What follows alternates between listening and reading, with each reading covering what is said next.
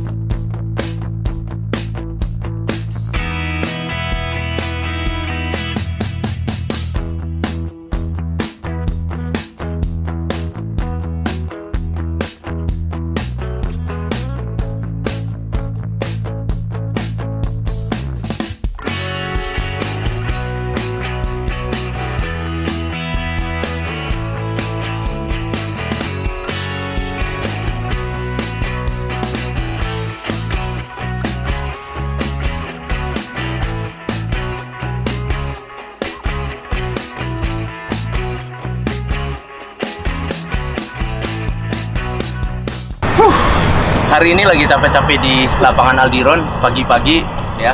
Sebenarnya udah tua sih kalau saya. Beda lah dengan Papa Greg di sini ya. Dulu kita ketemu Papa Greg di lapangan Liverpool ya. Dia suka sekali nonton anak-anak main bola. Jadi kita mau tanya-tanya tentang sepak bola usia muda di Indonesia.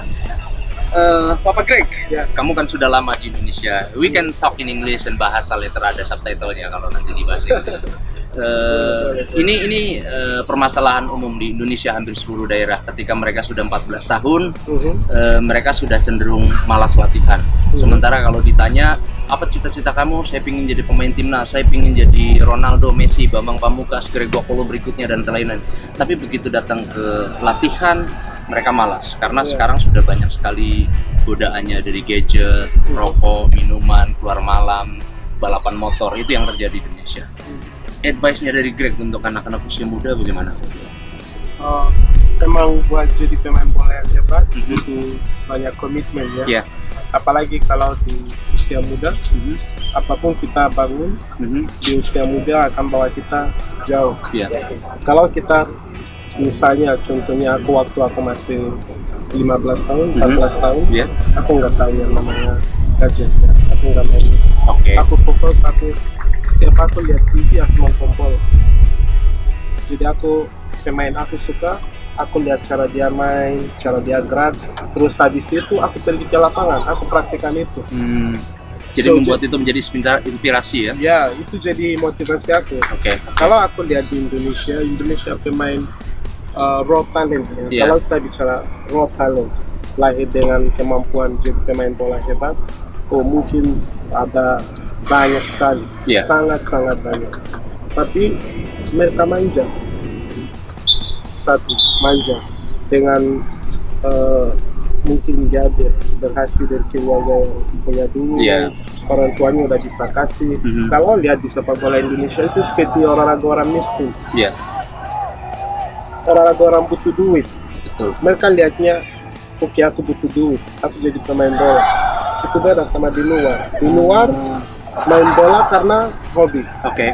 Makanya duitnya datang lebih, dan mereka pun tahu value. Mereka punya value. Di Indonesia kita kadang aku lihat pemain muda, mereka cuma main, yang penting aku cari duit buat makan.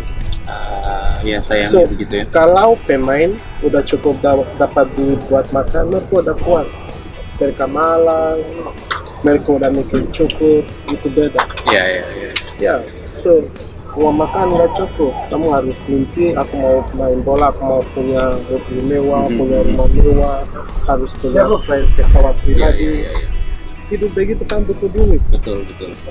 So di Indonesia bedanya begitu, terlalu manja. Dan mereka lebih suka bergaul, dan kalau udah sedikit mulai naik, dibawa di media, udah media medsos sudah bawa dia, oh ini pemain Barca, ini mulai sombong. Cepat habis. Ya, itu yang juga jadinya juga mengaruhi hampir seluruh usia ya, bukan cuma 14. Oke, kita lihat di U10 pun mereka sudah cenderung meniru seperti itu kan. Greg, di negara asalmu dulu itu kendala-kendala seperti apa? Kalau di Indonesia mungkin banyak kita temui lapangan-lapangan jelek, lapangan-lapangan tidak bagus. Oh, kalau kita bahas lapangan negara saya, lapangan lebih hancur. Lebih hancur? Ya, mungkin karena lapangan mereka semangat lebih bagus. Karena lapangan rumput begini. Oke. Satu kita main, ada pemain yang main sepatu ini udah rusak, dijahit lagi, hanya karena dia mau latihan. Nggak lihat latihan, nggak lihat lapangan, nggak lihat apa-apa, nggak peduli, bisa nggak makan. Pokoknya mereka kemauan itu. Kalau nggak punya kemauan itu, susah. Kamu lihat negara aku, mereka selalu ke Piala Dunia. Kenapa? Hampir seluruh pemain di sana, pokoknya pemain bagus, dia mau lebih terus ya.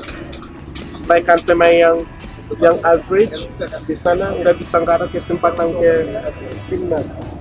Kalau di Indonesia, pemain yang udah paling top aja kualitasnya masih oke. Ya, bukan top sebenarnya kalau dibandingkan dengan. Kenapa aku bilang begitu? Bukan aku paling bagus, tapi aku sekarang challenge pemain Indonesia paling bagus siapa? Kalau pemain sekarang di Thailand, pemain bagus di Thailand Chanakit. Ya challenge dirinya terus. Dia sekarang main di Liga Jepang. Indonesia mana pemain paling top yang dibicara di Liga? Hanya di sini jago. Kalau suruh main di luar manja, tetap sama. Zona nyaman. Mereka alasan nggak ada ini, nggak ada itu, nggak bisa bahasa, nggak ada. Pokoknya alasannya banyak ya. 1000. Kenapa? Karena mereka udah terlalu nyaman sama media di sini. Media puji-puji mereka berlebihan. Followers ya juga banyak sekali. Kalau bahasanya pelatih online ya. Kalau kita bicara realistik, kalau kamu mau lihat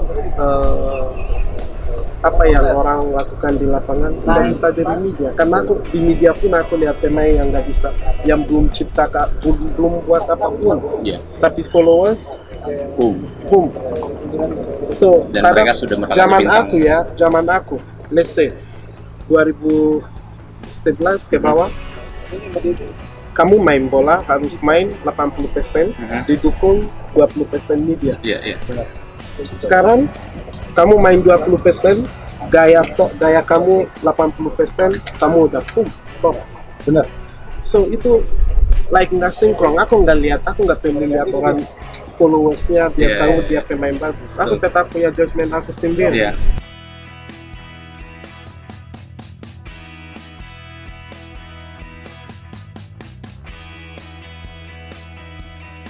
Itu yang buat itu lebih ke how we advise our youth to be better. We are not doing it. Kita bantu rusak mereka. Misalnya pemain di Indonesia main satu pertandingan yang masih muda, satu pertandingan dia main bagus, media udah dorong, ini udah pas, harus panggil timnas.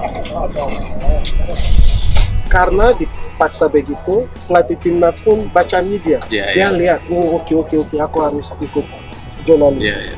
Dia panggil pemain yang belum siap. Apa yang terjadi? Kamu hancurkan mental pemain itu karena dia belum siap. Nanti kamu tekan dia nggak bisa.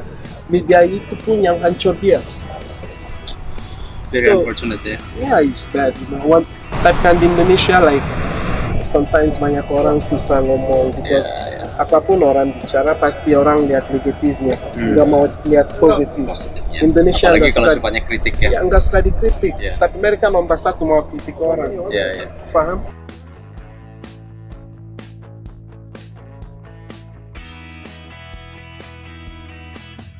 Kalau di Nigeria soccer school atau sekolah sepak bola itu seperti apa? Hampir nggak ada.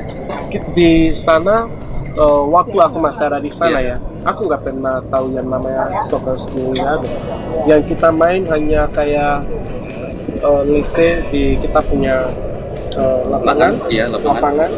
Terus ada klub-klub. Oke, ini lise di Jakarta ada Cilandak, ada Kuningan. Yang di Kuningan main lawan Cilandak. Yes, kayak gitu kita main. Jadi tetap seperti teman, tapi mainnya nggak main-main. Serius. Jadi sebenarnya Indonesia jauh lebih beruntung ya. Oh, bukan lagi.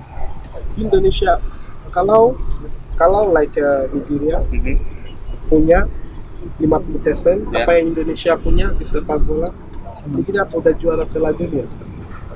Serius.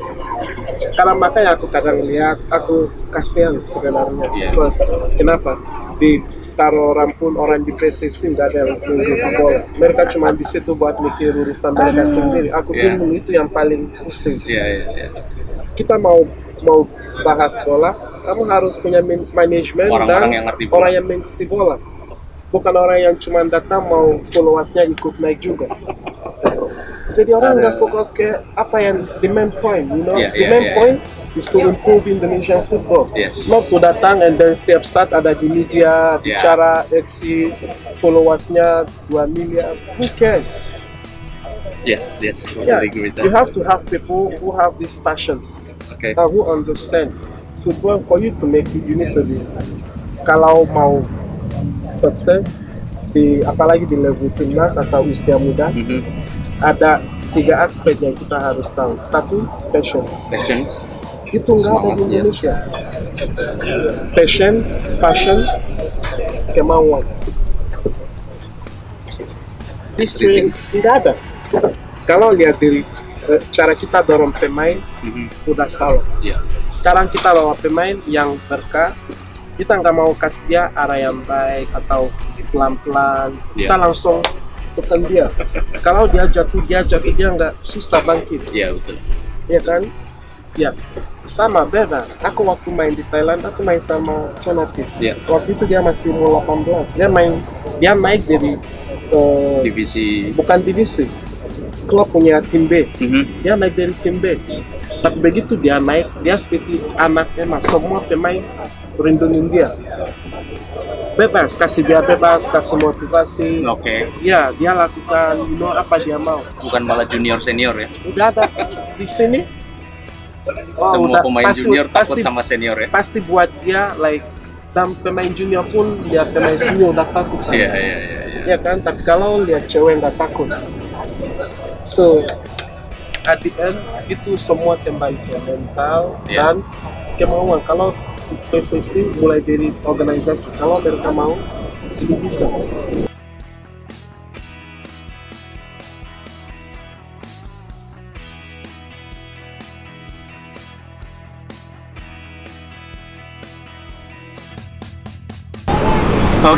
Thank you banget. Itu tadi pesan-pesan yang bagus banget dari seorang Greg Popolo. Ya, mudah-mudahan ini memberikan inspirasi bagi anak-anak SSB, anak-anak usia muda. Kita football first.